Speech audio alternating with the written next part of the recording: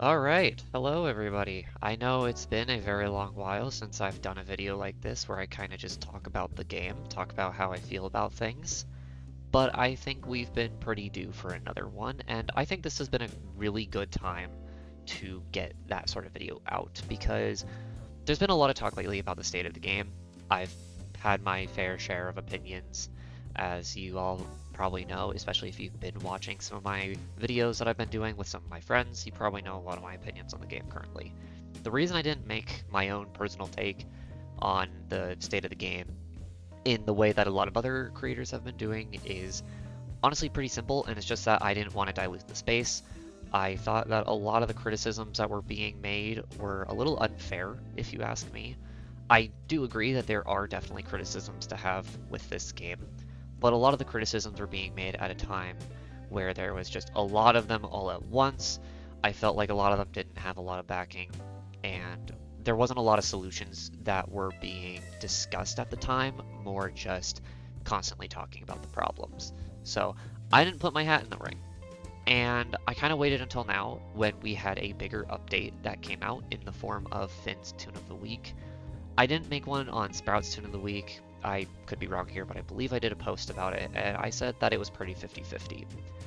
This one is definitely a lot bigger in terms of what they were accomplishing here, and I do think this one is worthy of a full video instead of only treating it as a community post or as a short. So yeah, here I am. We're going to be talking about everything that was in this update right here, and we're just going to get right into it. So hopefully this is enjoyable, hopefully this sparks some discussion, and without further ado, let's start talking about the biggest thing in the room, which was, of course, Finn's Tune of the Week. Now, this came with a lot of things, actually. There was a lot going on here in terms of Finn's edition of Tune of the Week.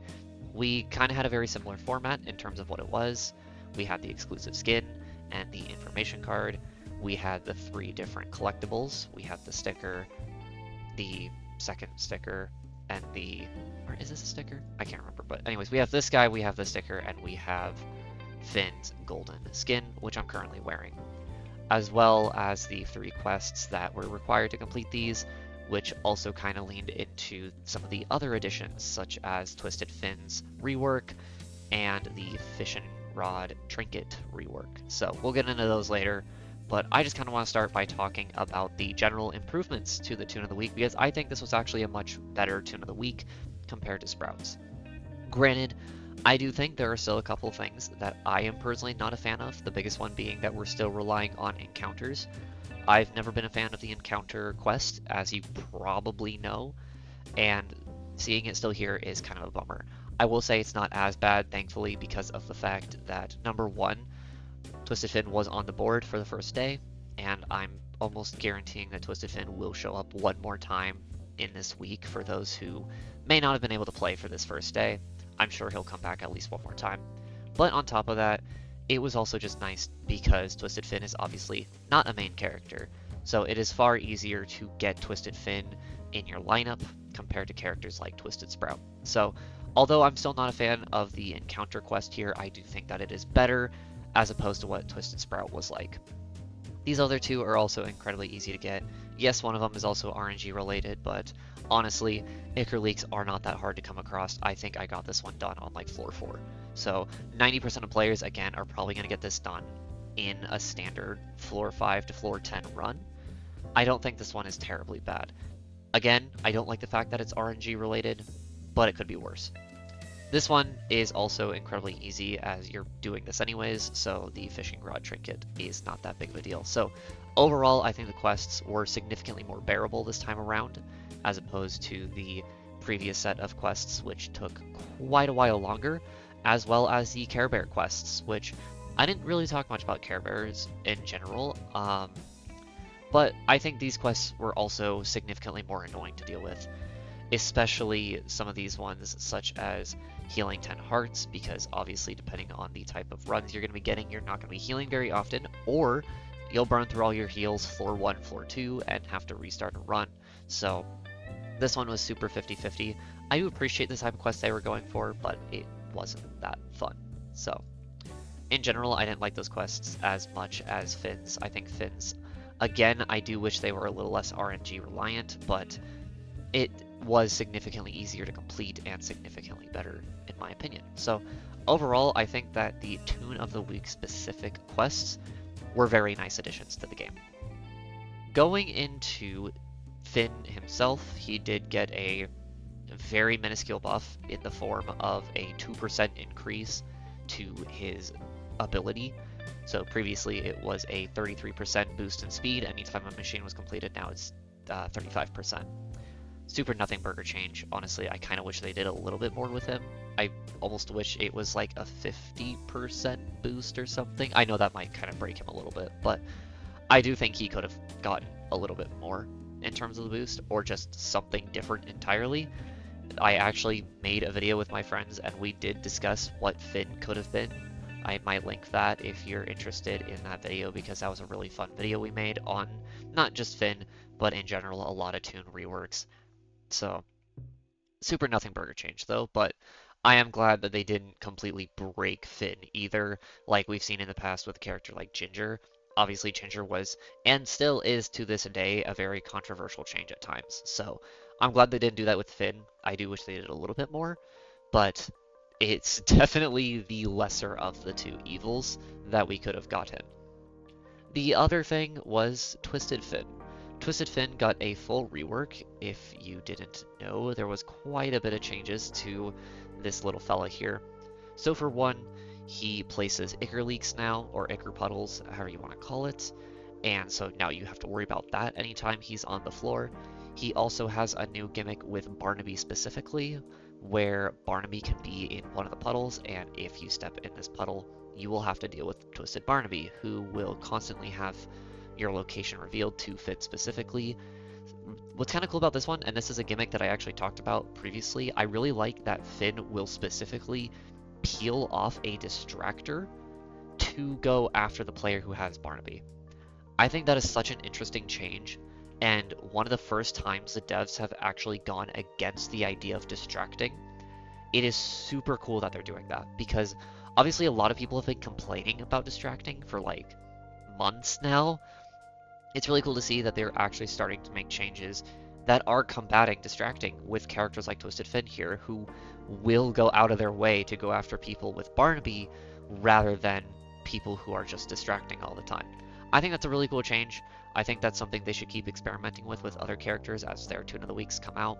Hopefully. Yeah, I thought that was really cool. The other thing with Twisted Finn as well is that he can play in the puddles. I know that's more of just like a, I don't know what you call that, just like a personality thing that they've added to Twisted Finn specifically, but I really like it actually. I think that just adds more personality to the characters, which a lot of characters have been lacking that. So it's really cool to see that they're doing that with a lot of these characters too. I hope they kind of continue to do that. I think they really missed the mark with ones like Sprout, because obviously it was like Sprout looks at posters, I guess, and follows Cosmo more often than not, and like that's fine, but I think Finn's did a much better job of like portraying his personality specifically, whereas Sprout is kind of just an extension to what he already did, if that makes sense. So I think they also did a much better job with the Twisted changes, not only gameplay wise but personality wise, and animation wise they look really fun too. So I think they did a really good job in that department, and I think that is something they don't give a lot of people credit for. Going into the next thing, which is the new trinket. So previously this trinket was absolutely dog water. There was literally no reason to run it. Now, I would actually argue that this is one of the better trinkets in the game. If you don't know what it does, as you can see on screen, it highlights all machine locations for the user anytime you start a new floor for 5 seconds. Now, this is very akin to if you play a game like Toon's Universe. There is a card that you can get an infinite number of times that allows you to see every single objective on the map when the elevator opens for the first few seconds, and you can keep going higher and higher every time you get the card. This is basically what that does, except obviously it's just a static 5 seconds. This is such a good card to have. I cannot express how nice of a card this can be in terms of very early floor progression. A lot of people are like, obviously a lot of people aren't going to think about it that way. They're just like, oh cool, like I can see machines for a second and I can just dart off to the first one. But what's really cool about this one in particular is that really good players will immediately be able to understand where the most machines are, and in general if they're very clumped together or if they're very separated, which I think is a very nice feature because that gives you an immediate game plan.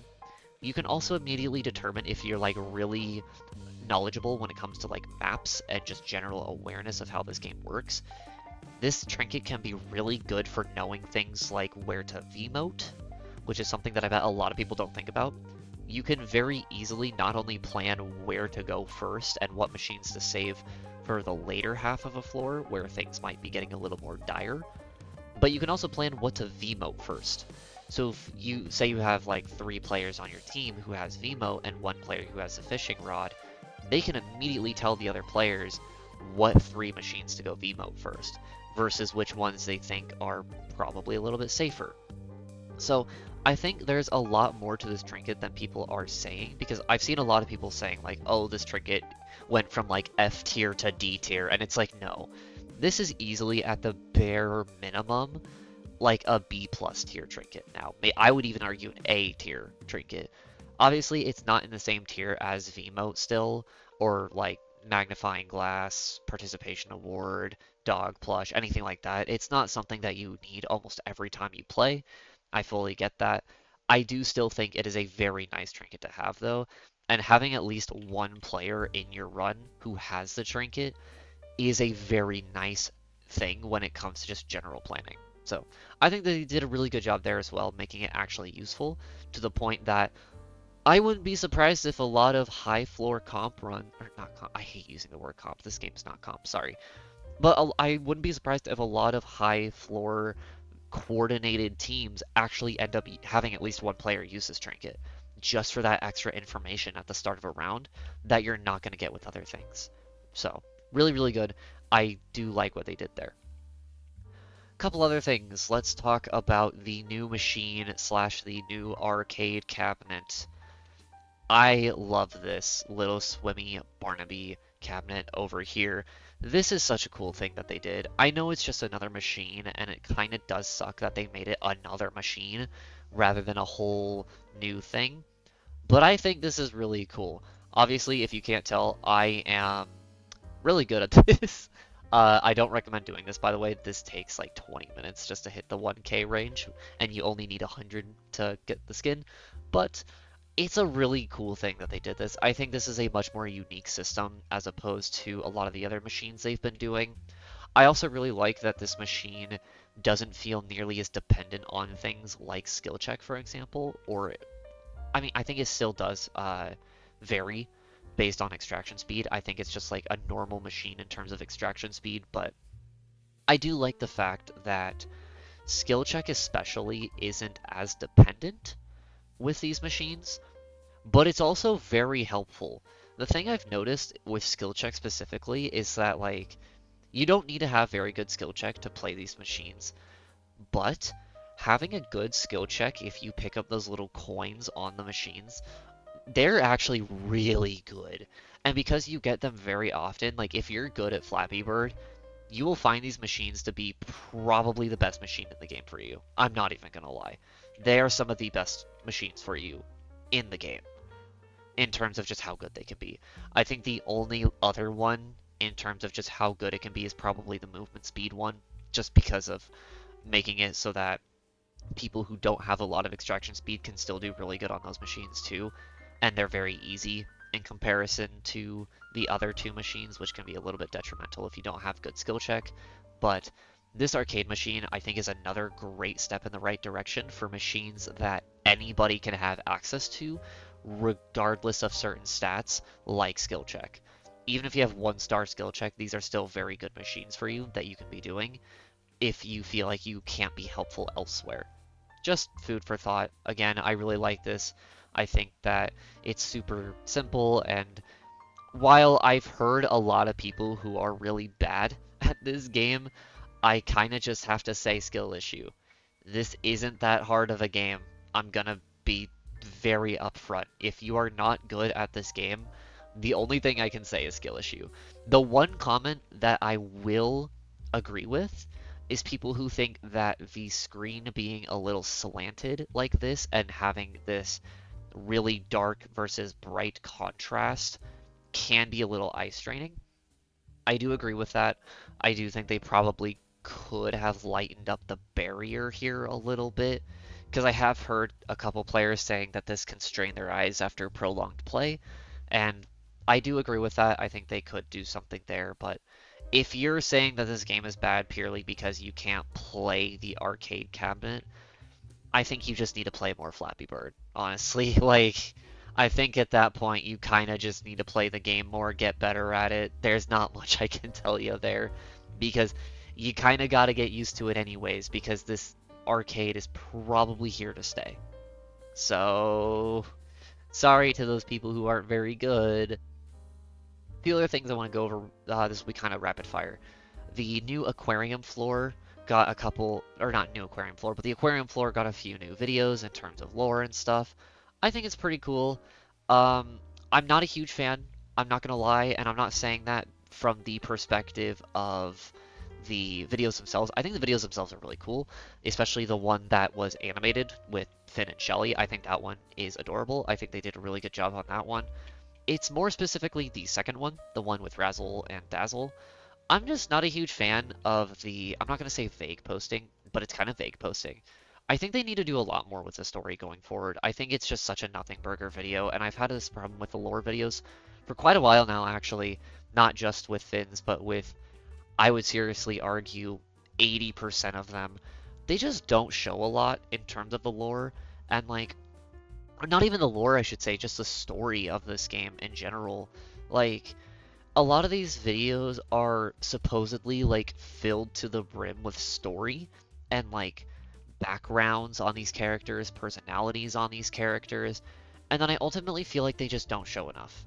Like, yeah, you can get a couple things out of the newest video, right? Like, you can take away that Finn is a people pleaser. I think that is a very important point. The fact that Finn is a people pleaser and he puts the people's reactions over his own desires of being able to educate people. I think that is a very interesting point. I fully agree with that. Also, the fact that Finn and Razzle are friends. Like, I think that's an interesting point. But, like, it doesn't do a lot for the actual story of this game, which has been lacking for so long. It is seriously about time that we get some actual story to this game, because the actual story of this game has not progressed since I would personally argue Dial's Floor, which is really bad.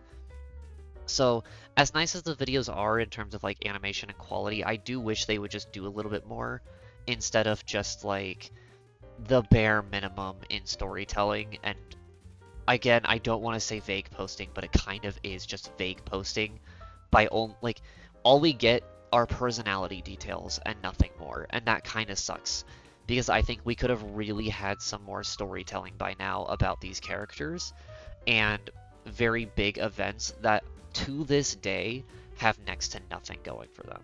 So, kind of a bummer there, but it is what it is. It is very subjective take there, obviously. The other thing I wanted to talk about real quick were the 3 skins. Now, obviously, I've been running the Golden Fishbowl. I personally think that this is pretty mediocre. Pretty hot take, I know, but I think this is a really mediocre golden skin. I've said this for a while now. I'm really tired of golden skins. I think they're slowly turning into the new vintages, and they're just slightly more detailed. I think that the golden skins were kind of a cool concept at first, with a lot of the festive characters getting them, but now that every single character is getting them, and given how easy they are to get them, they are slowly turning into vintage skins more and more. Again, just having a little bit more detail to them. Like, do I think the skin's cool? Like, sure. It's a decent skin. There's definitely worse skins in here. Like, it's a lot better than the default. I think it's a lot better than Tacky Sweater. I think it's better than the vintage one. Actually, I like Flowery Punch more, but there are skins that it's better, but I think there are just so many other Finn skins that are better, in my opinion. So, yeah. I'll talk about Swimmy Finn as well. This is the one that you get for getting the 100 score on the arcade machine. I know a lot of people don't like this one, and I see where they're coming from. I do think they could have done a little bit better, especially knowing that this is a skin that is actually challenge oriented. rather than one you pay for through either Robux or time in the form of quests. This one is actually a very unique skin, and it does kind of suck that it is probably the worst out of the three. Like, it's not great. It is definitely kind of jarring to look at between like the red and the orange versus the sickly green here. I think they could have done a little bit more with this one. If anything, I feel like the Robux skin could have been the one that you got from the machine, and they could have done something more unique with the Robux skin itself. But again, it is what it is. This is very subjective, but yeah, it's not that great. Last but not least is my personal favorite of the three, Reef Explorer. I know a lot of people are probably gonna be like, "Oh, well, of course, it's the Robux skin. Of course, this is gonna be the best one." And like, I do agree with that. It is, of course, probably gonna have the best detailing just due to the fact that it's a Robux skin, blah blah blah. But like, it is a really good skin. I think this is very akin to Sprout's Baker skin, which I also think was really good. I've even seen people go to say that Sprout's Baker skin should have been the default for Sprout, and I fully agree with that, actually. I fully agree this should have just been Sprout's default design. But going back to Finn, I think this is a great skin. I think this, out of all of the skins, I think this is one of the better ones to convey Finn specifically in terms of general personality, in terms of a much better color scheme that fits Finn way more compared to the sickly green color we got or the kind of golds we got, because like again, I don't know if I feel great about the gold and red. I understand like it kind of fits the vest and stuff, but like it just doesn't work for me. Reef Explorer really works for me, and I just in general really like what this skin has going on for it. It just fits both from the like Finn's personality and general aesthetics standpoint, and just from a good design standpoint. I think this is one of the better skins for Finn, and honestly one of the better skins in the game. So, really good job here. Again, does it suck that it's locked behind a 50 Robux pass? Yeah, it kind of does, but I think it's worth the 50 Robux, especially when we look at other games that are selling skins for upwards of 300 Robux. I would gladly wow. I would gladly pay 50 Robux over 300 Robux for a sunset skin, just saying. So, that's kind of the bulk of the update. Kind of went over the tune, we went over the new Twisted, we went over the new Trinket, the tune of the week, the new arcade machine, all these skins. Is there anything I'm missing here? I don't think... Oh, the Dandy's Buds, yes. There is also the new Dandy's Buds system, which I think is pretty cool. I do like that they have a new system for new players. I think that is very helpful. I don't know if you can see it on here anymore because it's only something you see the first time you log in, but I think it's really cool that they're doing that. The fact that you can now not only be rewarded for actually helping players rather than being kind of a butthole to newer players in the game, but the fact that they also tell you who is newer at the game, I think that's just generally a good thing that this game needed. Something that lets players know whether this Poppy or Boxton, for example, or just in general, whether players are new players or whether they're just wanting to play a certain character like Poppy or Boxton. I think that there are definitely players who appreciate playing, especially Boxton, I've noticed, is not an uncommon character for some players to go back to, and being able to play those characters without feeling like you are a burden or other players think you're a burden is a very welcome change. I am very happy for a change like that. So I think the Danny's Bud system's really good. I think also rewarding you for helping these players get through more floors by getting special titles is nice. I don't think a lot of players are going to run those titles, don't get me wrong, but I think it is nice just to have that. And to hopefully be the first step in being a much more inviting community, because I do agree that sometimes this community is not the greatest. So hopefully this is the first step towards combating that and hopefully giving both new and existing players a bit of a healthier environment to play in. But yeah, I just wanted to quickly touch over the Dandy's Bud system as well, because I do think that is a very welcome change there. Other than that, though, I think that about covers it. So, in general, my final thoughts with this update is that I think this is a very, very good update for the game. I know there's going to be a lot of players who are not happy with this update in general. Obviously, this is not game changing. This isn't anything that is going to massively revolutionize what this game is giving you or offering you. And I fully understand that. A lot of players who have been here for a long time, myself included, you're not going to be getting a whole lot out of this update. I completed everything in one day with my friends, so it is doable to complete very quickly. And to those players, you might not have a lot to sink your teeth into for this update. With that being said, though, I do want to say that it is important to consider where this game is going, and I think this is the first update that is really pushing the game in the direction it needs to be going. We've been getting a lot of smaller updates recently. Things like V-Mail, for example, which, while not incredibly crazy, was a push in the right direction. Having something for a lot more ease of access when it comes to gameplay updates and being able to gift things to other players, I think it was really important to have a V-Mail system. I think this is the first update that is large enough in scale to benefit off a lot of these smaller updates and finally have some content that players are really sinking their teeth into and having a good time. I've been seeing almost nothing but positivity for this update.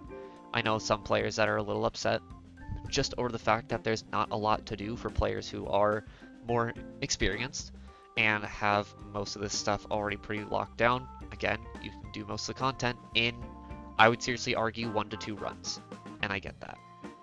However, I do think this update is very important for the longevity of the game.